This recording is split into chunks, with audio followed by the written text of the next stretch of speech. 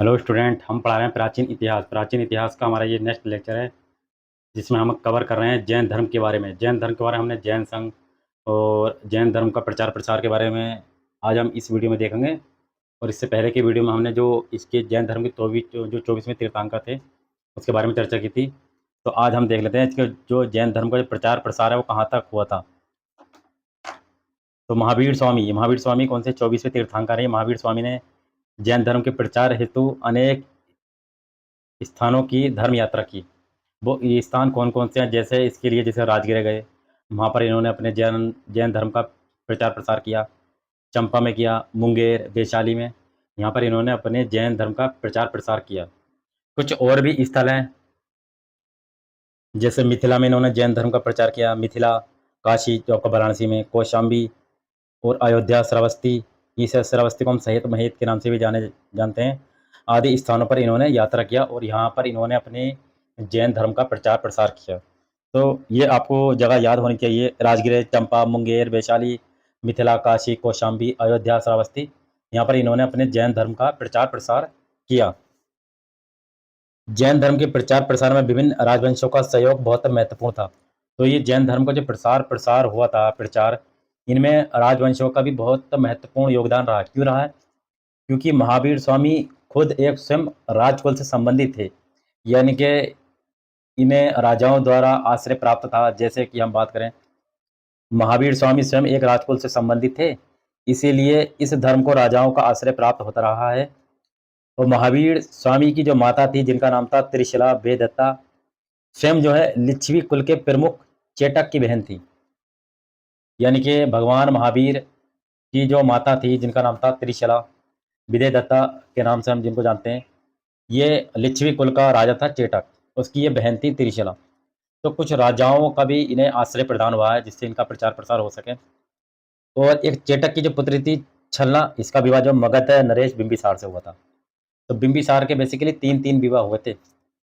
एक चेटक की पुत्री छलना से विवाह, और एक था राजा प्रसेनजीत, जिसकी बहन का नाम था महाकोशला, उससे इसकी शादी हुई थी। और मध्य प्रदेश की राजकुमारी थी छेना, उससे भी इसकी शादी हुई थी। मगध का जो राजा था बिंबिसार, वो जैन धर्म का अनुयायी था। मगध का राजा बिंबिसार और अजातशत्रु को जैन धर्म का अनुयायी बताया गया है। इन दोनों को जैन धर्म का अनुयायी बताया गया है। लेकिन जैन साहित्य में बिंबिसार को श्रोणिक के श्रेणिक कहते हैं। तो जैन साहित्य में बिंबिसार को हम क्या कहते हैं? श्रेणिक। जब महावीर स्वामी चंपा में ठहरे हुए थे, तब अजातशत्रु उनसे मिलने गया था। किनसे? महावीर स्वामी से। तो महावीर स्वामी राजगीर पहुंचे, राजगीर से चंपा पहुंचे। तो चंपा में जब महावीर स्वामी पहुंचे, तो अजातशत्रु उनसे मिलने गया था। तो इसीलिए इन्हें जैन धर्म का अनुयायी बताया जाता है। और उनके मत से सहमत हुआ, जो भी उन्होंने उपदेश दिए, उनकी बातों को इनने माना कि हाँ, ये बात ठीक है। उनके मत से ये हुआ, सहमत हुआ। और नंद के जो राजा थे, वो भी जैन धर्म के अनुयायी माने जाते हैं। नंद के जो जैन थे, वो भी जैन धर्म के मतनुयायी माने जाते हैं। और खारवेल का उदयगिरी अभिलेख से ज्ञात होता है कि एक नंद राजा महापद्मनंद कलिंग से प्रथम जिन प्रतिमा उठा ले गया था। खारवेल का है उदयगिरी अभिलेख, इससे ये पता होता है कि नंद राजा जो था महापद्मनंद, ये जैन धर्म का अनुयायी था। ये क्या कर रहा था कि कलिंग से जैन प्रतिमा उठा ले गया था। खारवेल भी स्वयं जैन धर्म का अनुयायी था। खारवेल भी जैन धर्म का अनुयायी था। और जैन ग्रंथ भद्रबाहु द्वारा रचित, ये जैन ग्रंथ है, जैन ग्रंथ भद्रबाहु के द्वारा रचित, इसके लेखक हैं रत्नानंदी। से ये ज्ञात होता है कि चंद्रगुप्त मौर्य भी जैन धर्म का अनुयायी था। तो चंद्रगुप्त मौर्य जो था, वो भी जैन धर्म को मानता था। तो कितने आपने देखे, जैसे चंद्रगुप्त मौर्य भी जैन धर्म को, और नंद वंश का जो शासक था महापद्मनंद, वो भी जैन धर्म को, बिंबिसार भी, अजातशत्रु भी, चार आपने राजा देख ली जो जैन धर्म को मानते हैं।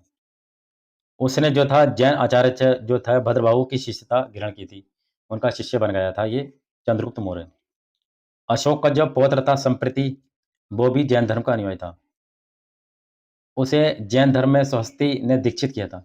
यानी कि जो संप्रीति था, वो जैन धर्म में ऐसे ही नहीं आया था, उसको जैन धर्म में स्वस्ति नाम का एक व्यक्ति है, उसने इसे जैन धर्म में दीक्षित यानी कि बताया था जैन धर्म के बारे में। उज्जैन इस समय जैन धर्म का प्रमुख केंद्र था। तो उज्जैन जो था, वो जैन धर्म का हेडक्वार्टर मान लो, या केंद्र माना जाता था। लेकिन जो पहली शताब्दी के आरंभ में जैन धर्म का जो केंद्र बना, फिर बना मथुरा। ठीक?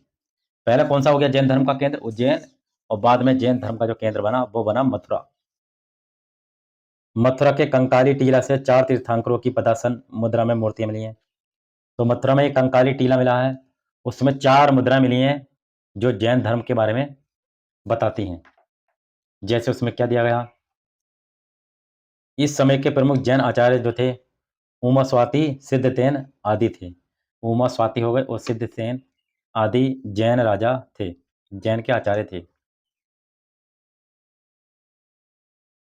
अब बात कर लेते हैं 6वीं से 7वीं शताब्दी में गुजरात जैन धर्म का एक केंद्र था। यानी कि पहले जो था जैन धर्म का केंद्र वो उज्जैन, पहली शताब्दी में मथुरा, वो 6 से 7वीं शताब्दी आ गई तो इसका जैन धर्म का केंद्र बनेगा गुजरात।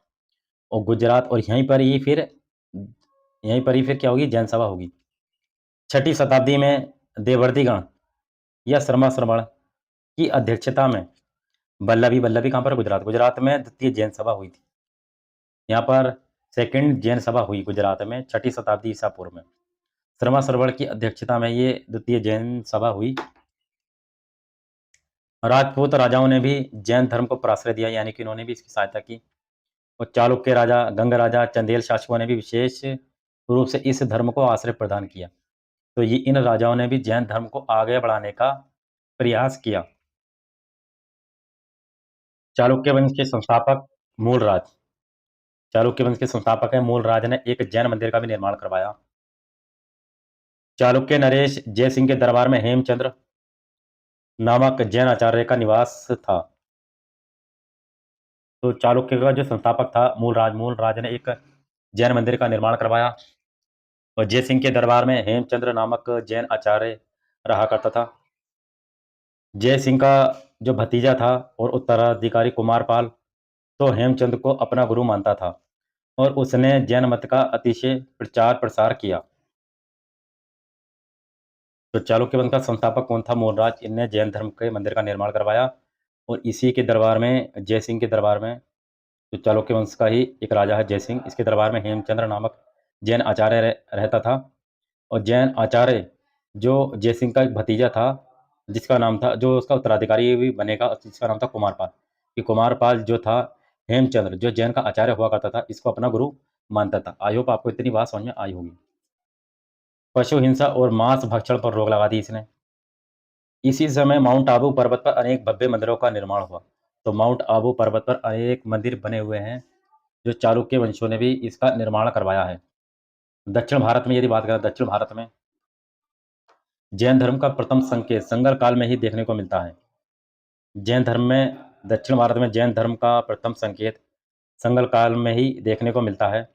आपका कर्नाटक हो गया, मैसूर हो गया, कुर्क हो गया, महाराष्ट्र में अनेक जैन मतनुयायी निवास करते थे। तो इन जगहों पर अनेक जैन धर्म के लोग निवास करते थे, जो जैन धर्म को मानते थे। दक्षिण में जो है दिगंबर संप्रदाय का बोलबाला था। तो दक्षिण में जो है दिगंबर संप्रदाय का बोलबाला था। दिगंबर जो लोग थे वो थे, ये लोग नग्न रहते थे, यानी कि ये वस्त्र धारण नहीं करते थे। और भद्रबाहु के जो लोग थे वो वस्त्र धारण करते थे।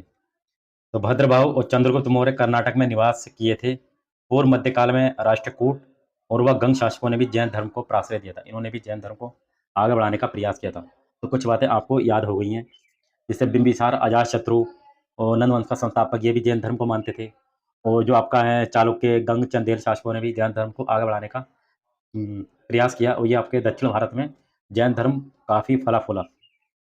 तो दक्षिण भारत में दिगंबर संप्रदाय का बोलबाला था। और भद्रबाहु, चंद्रगुप्त मौर्य ये कर्नाटक में निवास करते थे। और राष्ट्रकूट और गंग शासकों ने भी जैन धर्म को आगे बढ़ाने का प्रयास किया। राष्ट्रकूट नरेश इंद्र चतुर्थ ने भी चंद्रगुप्त मौर्य की तरह ही संलेखना विधि से अपना शरीर त्याग किया था। तो राष्ट्रकूट नरेश है, जिसका नाम है इंद्र चतुर्थ, इसने भी चंद्रगुप्त मौर्य की तरह संलेखना विधि से, यानी कि अपने शरीर को त्याग दे दिया। संलेखना विधि का मतलब ये होता है भूखे प्यास से रहकर, कुछ नहीं खाकर, संलेखना विधि से अपने शरीर को त्याग करना। तो चंद्रगुप्त मौर्य ने ही कर्नाटक में है चंद्रगिरी पहाड़ी, बितुलाचन पहाड़ी पर इन्हें अपने शरीर को त्याग कर दिया था। तो राष्ट्रकूट नरेश इंद्र चतुर्थ, इसने भी अपने शरीर को त्याग किया था। अमोघ वर्ष भी प्रारंभ में जैन धर्म का अनुयायी था। अमोघ वर्ष पहले जो था वो जैन धर्म का अनुयायी था। अमोघ वर्ष के समय जिनसेन और गुणभद्र जैन आचार्य हुए। तो अमोघ वर्ष के समय जो थे जैन के आचार्य थे उनका नाम था जिनसेन और गुणभद्र। अमोघ वर्ष जो था वो जिनसेन का शिष्य था। उसने जिनसेन के शिष्य गुणभद्र को प्राश्रय दिया। अमोघ वर्ष जो था वो जिनसेन का शिष्य था और इसने गुणभद्र को आगे बढ़ाने का प्रयास किया। अब जो गंग नरेश हैं राजमल फोर्थ, गंग नरेश राजमल फोर्थ के मंत्री सेनापति चामुंडा राय ने कर्नाटक के श्रवणबेल गोला में ऋषभदेव के पुत्र गोमतेश्वर या बाहुबल की 70 फीट ऊंची विशाल मूर्ति का निर्माण करवाया। ये क्वेश्चन भी पूछा जाता है, इंपॉर्टेंट क्वेश्चन है ये, कि गंग नरेश राजमल फोर्थ का मंत्री और सेनापति है चामुंडा राय। चामुंडा राय ने कर्नाटक में एक जगह है श्रवणबेल गोला में ऋषभदेव के जो पुत्र हैं गोमतेश्वर की मूर्ति बनवाई, जो 70 फीट ऊंची मूर्ति है वो इसने बनवाई। किसने? चामुंडा राय ने। जैन सिद्धांतों का सर्वप्रथम विरोध महावीर स्वामी के दामाद थे जमाली ने किया था। तो जैन जो सिद्धांत है इसका विरोध किसने किया? महावीर स्वामी के दामाद थे जमाली, क्योंकि महावीर स्वामी की जो बहन थी जिसका नाम था अणुजा, वो पुत्री थी अणुजा, तो उसकी शादी इससे जमाली से हुई थी, बाद में इसके दामाद बन जाएंगे। तो बाद में जो क्या होगा, जमाली भी इनका शिष्य बन जाएगा बाद में। पहले तो ये विरोध करेगा लेकिन उसके बाद इनका शिष्य बन जाएगा, जो कि बाद में जैन धर्म को स्वीकार कर लिया, बाद में जो स्वीकार कर लेता है। परंतु महावीर की कैवल्य प्राप्ति के 12 साल बाद उसका कियमाणकृत सिद्धांत पर महावीर से मतभेद हो गया। तो जमाली ने पहले महावीर स्वामी का विरोध किया, उसके बाद ये महावीर स्वामी का स्वामी मतलब शिष्य बन जाता है। लेकिन 12 साल के बाद कोई ऐसा मतभेद होता है, फिर महावीर स्वामी से मतभेद कर लेता है ये, जिसको बोलते हैं कियमाणकृत। महावीर स्वामी का मानना था कि कार्य प्रारंभ होते ही समाप्त हो जाता है, और जैसे यदि कोई चोरी की भावना से किसी के घर गया परंतु चोरी नहीं की, फिर भी ये माना जाएगा कि उसने चोरी की। तो महावीर स्वामी ये कहते हैं, इनका मानना ये था कि कार्य प्रारंभ होते ही, कार्य शुरू नहीं हुआ उसके पहले ही समाप्त हो जाता है। यानी कि किसी व्यक्ति ने चोरी करने के इरादे से उसके घर में गया लेकिन चोरी नहीं कर पाया, तो फिर भी ये माना जाएगा कि उसने चोरी की, अर्थात चोरी की भावना मन में आते ही भी चोर हो गया। जमाली का मानना था कि कार्य समाप्ति के बाद ही, कार्य समाप्ति के पश्चात ही कार्य संपादित हुआ माना जाता है।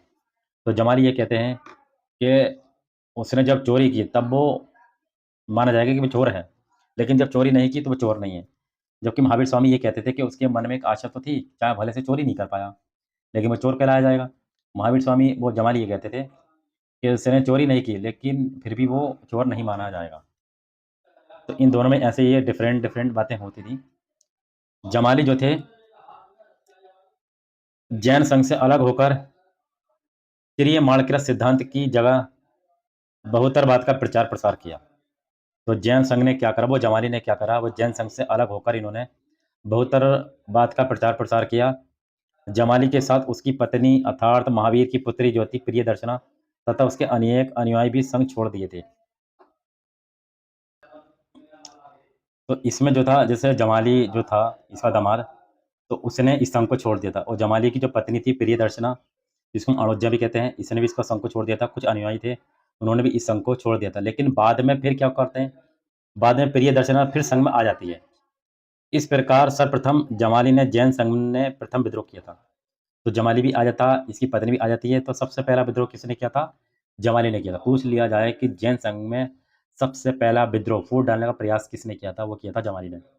उसके 2 साल बाद तीस गुप्त ने भी विद्रोह किया था। ये क्वेश्चन आप याद रखना, 2 साल के बाद तीस गुप्त ने भी उसका विद्रोह किया था। जैन संघ में महिलाओं का भी प्रवेश हुआ। महावीर की जो पहली महिला थी अनुयायी चंदना थी, और यही भिक्षुओं के संघ की प्रमुख थी। तो जैन संघ में महिलाओं का भी प्रवेश हुआ, और महावीर स्वामी की जो पहली अनुयायी थी, पहली जो लेडीज थी, पहली जो महिला थी, वो थी चंदना। चंदना जो थी वो चंपा के शासक दधिवाहन की पुत्री थी। तो ये चंपा भी गए थे ना, तो चंपा का शासक था दधिवाहन की पुत्री चंदना थी, जो महावीर स्वामी की संघ में पहली प्रवेश होने वाली महिला थी। अब ये तो हमने देख लिया कि कौन-कौन जैन धर्म को मानते थे ये लोग। अब कुछ जैन संगीतियों के बारे में हम चर्चा कर लेते हैं। 2 संगीतियाँ हुई थी जैन धर्म में। प्रथम संगीति की बात करें, प्रथम संगीति जो हुई थी, जैन धर्म की प्रथम यानी पहली संगीति 310 ईसा पूर्व में चंद्रगुप्त मौर्य के शासनकाल में पाटलिपुत्र में हुई थी। इस संगीति की जो अध्यक्षता है स्थूलभद्र ने किया था। इस संगीति में भद्रभाऊ ने भाग नहीं लिया था। तो भद्रभाऊ ने भाग नहीं लिया था इसमें। इसकी जो अध्यक्षता पहले चंद्रगुप्त मौर्य के शासनकाल में पाटलिपुत्र में हुई थी और इसकी अध्यक्षता स्थूलभद्र ने की थी। इसी संगीति में जो जैन धर्म है वो 2 संप्रदायों में बँटा। 2 संप्रदायों में जैन धर्म बँट गया, जिसको हम बोलेंगे श्वेतांबर और दिगंबर।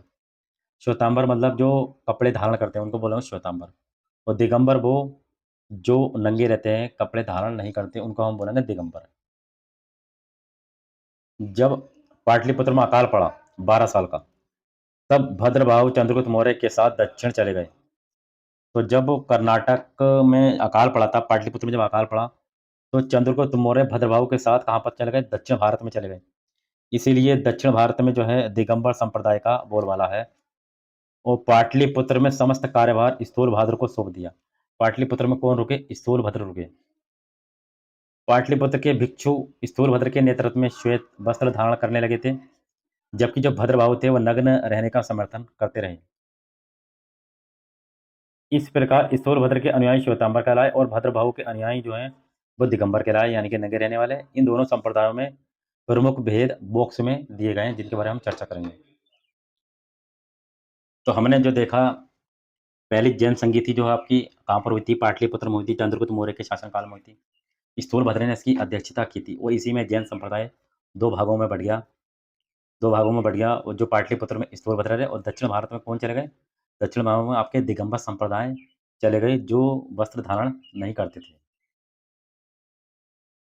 अब हम देख लेते हैं दिगंबर और श्वेतांबर संप्रदायों में जो भेद हैं, निम्न भेद हैं, वो किस प्रकार से हैं। श्वेतांबर और दिगंबर संप्रदाय में भेद है। एक तरफ आपका श्वेतांबर संप्रदाय और दूसरा है आपका दिगंबर संप्रदाय, जो कपड़े नहीं पहनते थे।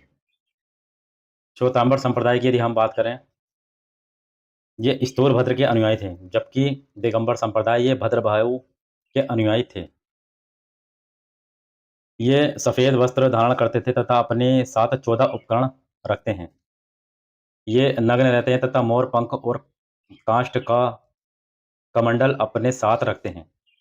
दिगंबर संप्रदाय, इन्हें सचेलकत्व अर्थात वस्त्र सहित भी कहा जाता है।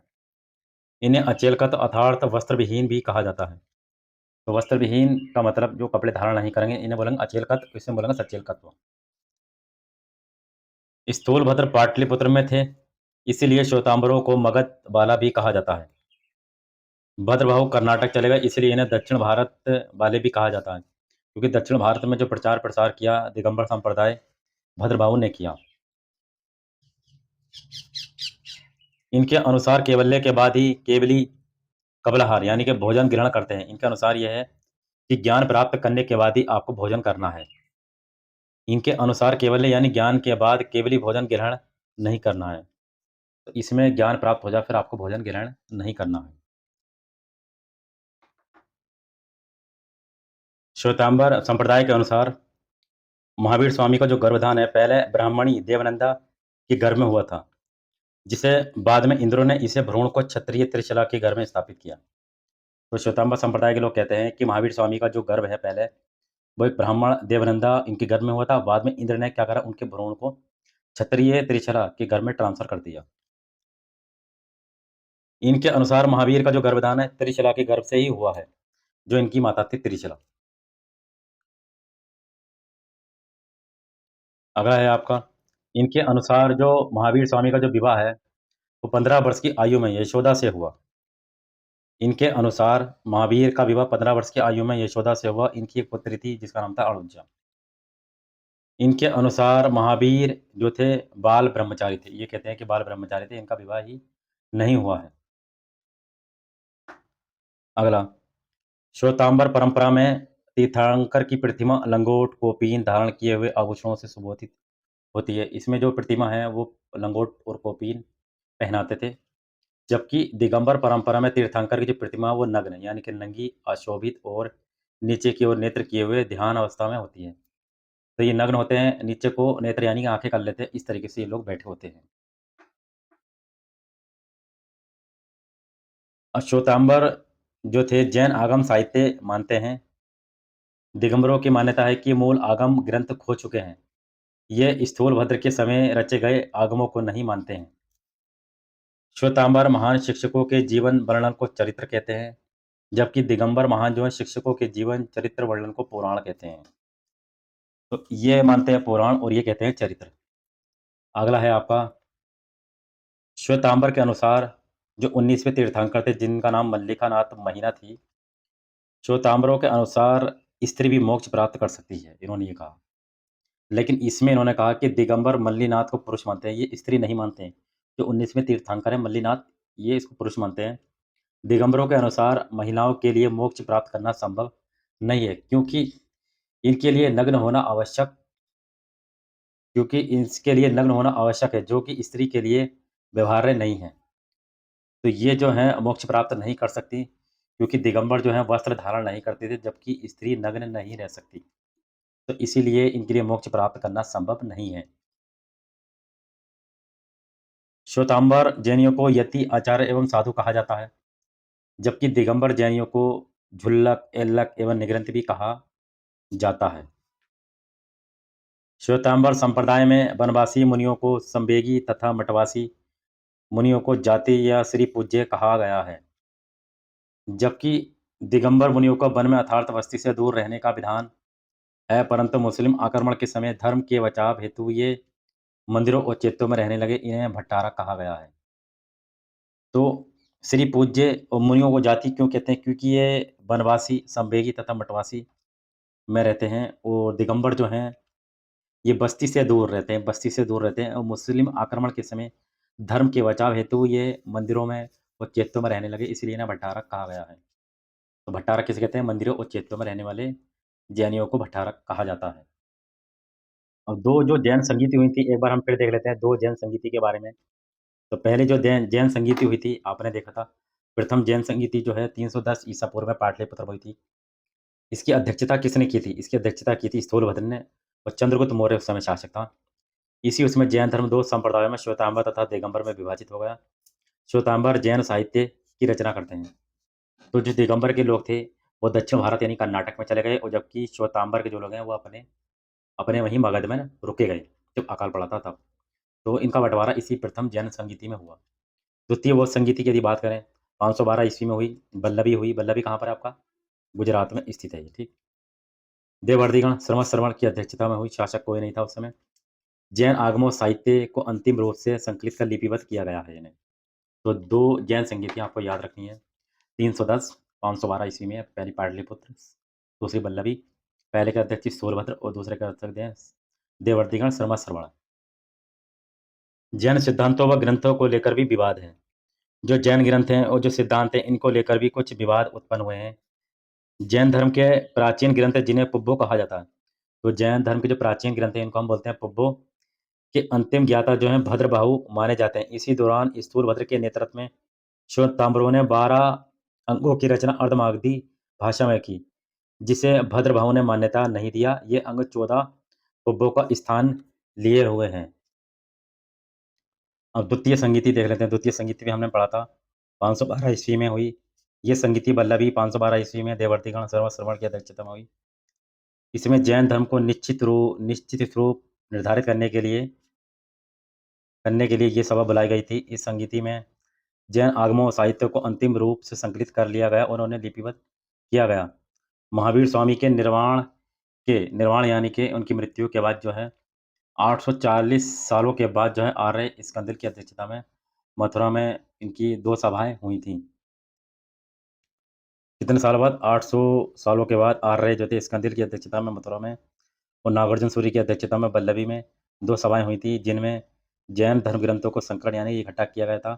परंतु एक साथ दोनों सभाओं के न होने से संकलन में एकरूपता नहीं रही। तो दोनों में मतभेद उत्पन्न हो गया और इसी मतभेद के कारण जो है वल्लभी की जो सभा है, वो आयोजित की गई। तो इसमें दोनों संप्रदायों में मतभेद बना रहा। तो इन सभाओं का एक साथ संकलन न होने पर एकरूपता नहीं बनी रही और दोनों में मतभेद उत्पन्न हुआ। इसी मतभेद को समाप्त करने के लिए वल्लभी की सभा आयोजित की गई। तो ये कुछ 2 जैन संगीतों के बारे में हमने चर्चा की थी। अब कुछ जैन धर्म के कुछ संप्रदाय के बारे में चर्चा कर लेते हैं कि जैन धर्म के कौन-कौन से संप्रदाय थे। यदि बात करें जैन धर्म के संप्रदाय के बारे में, तो जैन धर्म जो अपनी प्रथम संगीति में ही जो प्रथम संगीति हुई थी जैन धर्म की, कब हुई थी? आपकी 310 ईसा पूर्व पाटलिपुत्र में चंद्रगुप्त मौर्य शासक के शासनकाल में हुई थी। इसी में ही आपका श्वेतांबर और दिगंबर 2 भागों में बँट गया। इसके कुछ समय बाद जो है कर्नाटक में यापनीय नामक एक नया संप्रदाय देखने को मिलता है। कालांतर में श्वेतांबर और दिगंबर संप्रदाय में अनेक उप संप्रदाय विकसित हुए।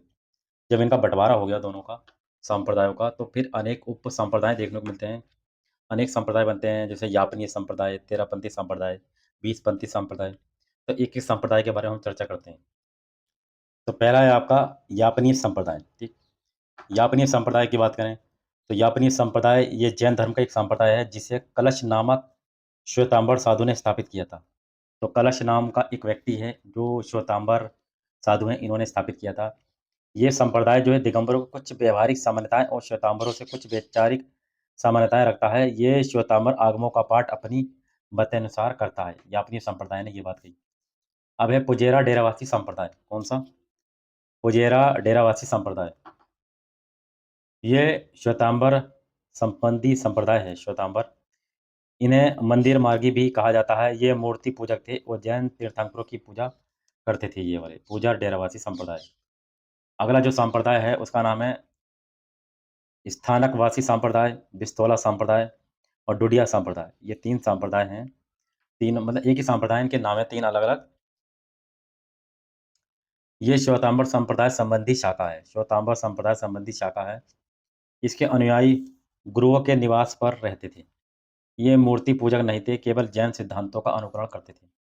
स्थानक संप्रदाय जो थे, ये मूर्ति पूजा नहीं करते थे और जैन सिद्धांतों को मानते थे और ये गुरुओं के निवास स्थान पर रहा करते थे। अगला है आपका तेरापंथी संप्रदाय। तेरापंथी संप्रदाय। तेरापंथी संप्रदाय में क्या है? ये दिगंबर संप्रदाय की एक शाखा है। जब दिगंबर मुनि नग्न अवस्था को त्याग कर मठों में रहने लगे तो इन्हें भट्टारक कहा गया।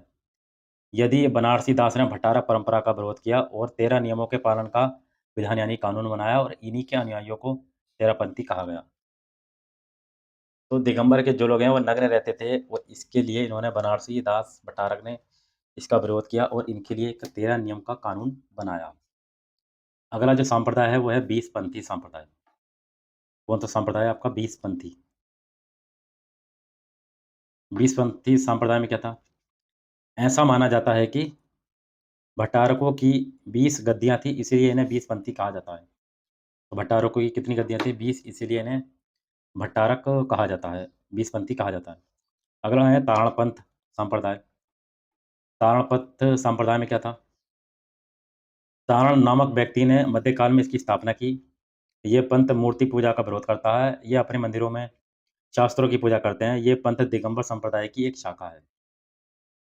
अगला है तेरापंथी संप्रदाय। तेरापंथी संप्रदाय। तेरापंथी संप्रदाय में क्या रही है चर्चा इसकी? श्वेतांबर और दिगंबर। श्वेतांबर और दिगंबर दोनों संप्रदायों के एक-एक उप-संप्रदाय हैं। श्वेतांबर तेरा पंथ के संस्थापक आचार्य भीखबड़ माने जाते हैं। श्वेतांबर तेरा पंथ के जो संस्थापक हैं, वो भीखबड़ माने जाते हैं। ये कुछ श्वेतांबर कुछ संप्रदाय हैं, जिनके बारे में हमने चर्चा की थी। तो जैन संप्रदाय के जो संस्थापक रहे हैं, एक छोटे से क्लिप में हम देखते हैं। जैसे बात करें आपका श्वेतांबर संप्रदाय, दिगंबर संप्रदाय और यापनीय संप्रदाय, ये एक अलग संप्रदाय बना है।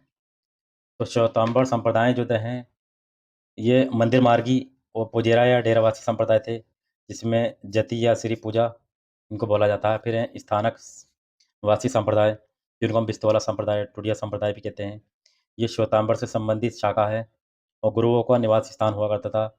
ये बिस्तौला या डुंडिया संप्रदाय भी कहते हैं। इसमें 22पंथी और तेरहपंथी संप्रदाय शामिल हैं। अगला है आपका 20पंथी संप्रदाय, तेरहपंथी संप्रदाय, तोपापंथी संप्रदाय, ताड़पंथी संप्रदाय, ये दिगंबर से संबंधित हैं संप्रदाय। तो हमने इसमें जैन धर्म के संप्रदाय के बारे में चर्चा की थी। और कुछ जैन संघ की जो संगीतें हुई थी पहली और दूसरी, उसके बारे में हमने चर्चा की। आई होप आपको समझ में आया होगा। अब हम नेक्स्ट वीडियो में उसकी जो जैन साहित्य हैं, उसके बारे में हम चर्चा करेंगे और कुछ जैनियों के बारे में कुछ इम्पोर्टेंट बातें रह गई हैं, उसके बारे में चर्चा करेंगे। उसके बाद में जो है हम गौतम बुद्ध के बारे में नेक्स्ट लेक्चर शुरू करेंगे। चलिए, थैंक्स।